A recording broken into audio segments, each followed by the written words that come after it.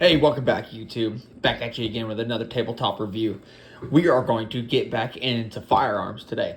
I'm going to be reviewing, in my opinion, the best 380 ACP little pocket rocket out there. It is my favorite. I use it every single day. It is my secondary all the time, and sometimes my primary whenever I'm at work, whenever it needs to be deep concealed. Hey, is that going to focus? Is it going to stop? Maybe whenever we start doing some some reviewing here, that'll clear up a little bit. But of course, today what we are talking about is the Smith & Wesson Bodyguard 2.0. So before we get into anything, we are going to show clear. Nothing in the magazine. Nothing down the chamber. And trigger pull. Good. So, move my setup here. So, the Bodyguard 2.0 by Smith & Wesson. A couple of specs real fast. We have a 2.75 inch barrel. It is a grand total of 5 inches in length. It is 4 inches tall. It has a 10 round magazine plus 1 in the chamber, so 10 plus 1. It also comes with a 12 round magazine, so that's also, once again, 12 plus 1. One of the things that gets me the most about this pistol is the ergonomics. The ergonomics are absolutely fantastic. So I'm going to put just a 10 round back in here. So I'm a 6 foot guy, and I don't have the biggest hands ever in the world, but I would say they're a little large, and for some large hands, I mean, I get a full pistol size grip on this thing for how small it is. Like, it doesn't hang over. It still feels really solid, even with that 10 round magazine in it. I think they accomplished part of this with a super high bore axis. I mean, you get really high up on that grip. And when you shoot with this, it shoots like a dream because that it doesn't really snap in the hand. I got the LCP Max, and I do like the LCP Max. Don't get me wrong, but this just takes the cake. And when you shoot with the LCP Max, it snaps in your hand because it feels like you're grabbing it from like way down here. So that muzzle flip is a little bit sharper. It's just butter. It feels so good. It really does. So the ergonomics on it are fantastic. The slide serrations, they're pretty aggressive, allowing you to grip it like anywhere that you need to. I absolutely love it.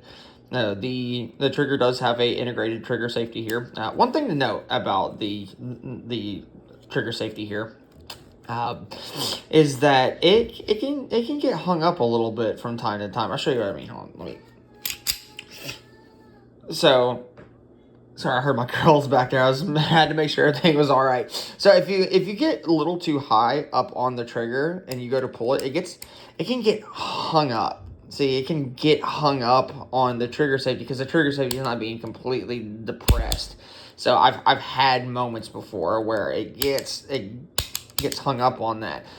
But I've been shooting Smith & Wessons long enough to where it's kind of natural for me to purchase kind of low on the trigger, and it just depresses easily every time. So maybe it's a little nuanced, and some people may not like that at all, and it doesn't really bother me. Well, whenever I took this thing to the range for the first time, so I literally bought it and then took it straight out to the range. I didn't clean it and didn't lube it, nothing. And it performed absolutely beautifully. It's just that trigger is a little bit smaller than the other Smith & Wessons that I have. And whenever I went to try to fire it, it was getting hung up on that. And it kind of confused me for a minute. And then after a while, I just learned that it wasn't being released all the way because it was catching on the back up in this direction. So I began purchasing a little bit lower, and it works. It works fine for me now. I carry this as a backup weapon. I actually carry it left-handed, so I got my primary on me, and that's my right hand draw, two-hand draw if I can get it done. But on the off chance that I don't have the right hand available, or whatever the case may be, this is my left-handed gun. And I really like it. And I'm actually pretty accurate with it, too. I have something to say about the accuracy. So first, let's start with the sights real fast. The The front sight up here is tritium. It is orange. You have a U-notch rear sight, and it's really wide. You got a lot of room here. But I think that the reason why they've done this is because this is a get off me gun. This is meant to get somebody off you at close range. But I was putting this thing at your common self-defense range at about 7 yards, and I was hitting in a group about the size of like a small like saucer, like a plate. And even whenever I moved it back at around like 10 yards or so, I kind of sort of wanted to push the limits with it. And at 10 yards, it was still actually really accurate. It was hitting center mass like every single time. So accuracy, fantastic. Performances, once again, above and beyond, in my opinion. The ergonomics are really amazing. Oh, I had to shoot back to the ergonomics real fast. So you do have a full size grip, even with the 10 round in. But if you put the 12 round in, you get even more of a grip. I mean, now it's really a full size grip, and it feels really solid. Just a little bit harder to conceal if you got the 12 round in. But it's not all that. Speaking of concealability, this thing is super thin. I don't have the measurements on it, but it doesn't look to be anything. I don't even think this thing is an inch thick. It's actually thinner than the LCP Max, and I really enjoy that. What else can we say about it? Oh, we could do the breakdown real fast. I like the way it breaks down. It breaks down like most of your like MMPs and like your shield. The breakdown is pretty simple. So we'll pull back on the slide, lock it, pull down this little lever, let the slide go forward, pull the trigger, comes right off, spring, barrel, all that good stuff, put it back together.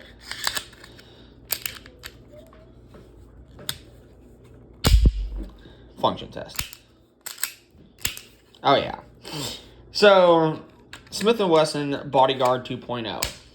Let's rate it out of 10. Oh, wait a minute. Before we actually do that, I want to talk about the ammo that I run out of it. I have ran all kinds of 380 ACP out of this. I've never had a failure with it.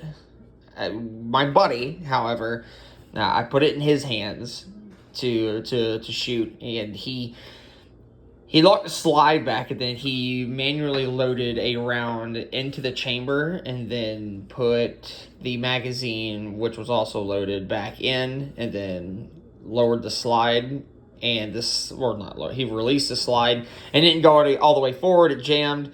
I don't ever do that, so I don't know the mechanics behind why that jammed it up, unless whenever the slide went forward, it grabbed another round and tried to shove it into the pre-existing round that was in the chamber already. But that's the only time I've ever seen a problem with this. I had to sit there and take the bullet out of the chamber and everything else. It was kind of ridiculous. It was still a quick fix, but that's the only problem I've ever had with this, and it wasn't even in my hand. So other than that, it has ran everything through it that I've ever put through it. I don't know if this is rated for plus P or not. I really don't care. That's just my opinion. You don't have to do what I do. But I run, what are these called again? Underwood. Yes, 68 grade Underwood Extreme Penetrators. They got the Extreme Penetrators and the Extreme Defenders. Always get them mixed up on which one I actually have. But I think these are the 68 grain Extreme Penetrators. Solid monolithic copper rounds. External hollow point, which is just a fluted projectile. Plus P. Fantastic. Love it. Ran him out of here. It ate it. Spat it back out again. Very good. So let's rate the full package here for everything that you get for the price point. Their price point runs at around, like, from what I see right now, about $3.99. It's not bad. A little more expensive, but I think I think what you're getting is worth the price. Seriously. And for as much use as I get out of this, it was worth every dollar that was spent on it. My wife actually got this for me as a wedding present, And like I said, use it every day. Ooh, one thing to note here, I love the little memory pads for your finger to kind of rest on as as you get that purchase with two hands on there. I'm not really sure if you'll ever, if you had to use this thing, if at least in my case, if I drew it, if I would actually have the time to put two hands on it, unless, like I said, if I'm at work and I have to, carry this as my primary, then I would probably be drawing it, putting two hands on it. But the memory pad is there on both sides if you want to get a purchase with two hands. It's just fantastic. I can't say enough about it. I love the texturing across the entire polymer frame here. The grip or the stippling here is it's aggressive but not too aggressive. It's not abrasive up against skin if I'm carrying it, but I still get a solid grip on there. So let's rate it out of 10. So when I rate this 1 out of 10, 10 isn't necessarily going to be the best gun I've ever shot, like, ever. But for the price point, what it is, how it performs, and so on. That's basically what I'm rating here. I mean, I think if I didn't see that one singular failure of, like, the whole one in the chamber thing, maybe I would say a complete 10 out of 10 for what it is. But because that one hang-up did happen, and I'm not really sure the mechanics of why that happened. I don't know if that's this pistol problem, or if that's just not something that you're supposed to do. I don't really know. So, you know what? 9.5. 9.5. If that little malfunction is just a result of that is not how you're supposed to handle pistols, then 10 out of 10.